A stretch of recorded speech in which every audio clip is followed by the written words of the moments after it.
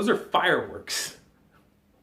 I will be talking some minor spoilers here. Nothing as far as plot points go, but I will bring up probably some characters that haven't been shown in the advertisement. That's not to say you shouldn't stick around and watch it though, or at least, alt tab out and listen to it. Independence Day is one of my favorite movies of all time. So you got Will Smith in his breakout role, you got Jeff Goldblum at his Jeff Goldblumiest, and you got Vivica Fox as a stripper, which is...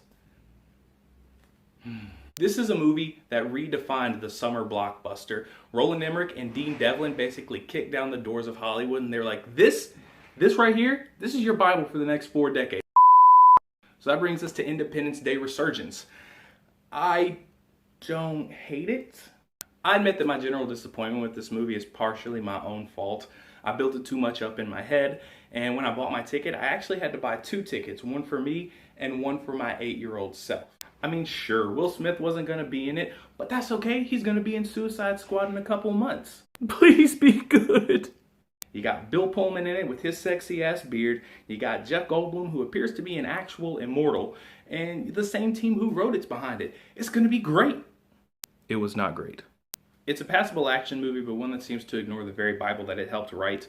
It's also very short. It clocks in at around 100 minutes. And the problem with the short running time is that when you're jumping around at the beginning to establish characters and their motivations, nothing feels really organic. You don't get, things like David riding around on his laptop or on his bike with his laptop trying to recycle stuff.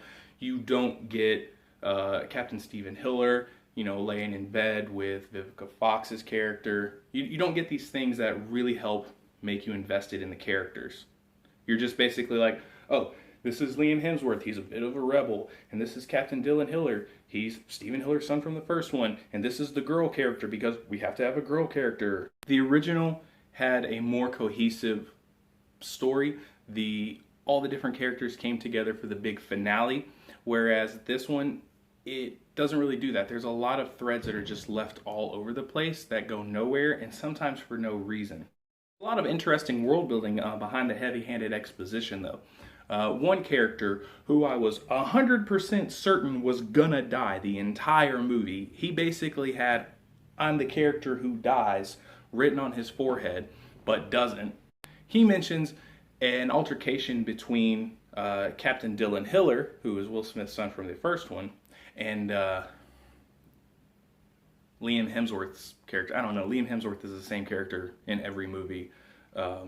So him. What had happened was Captain Dylan Hiller's life was put in danger by a stunt that Liam Hemsworth had attempted to do in order to stand out in their flight academy.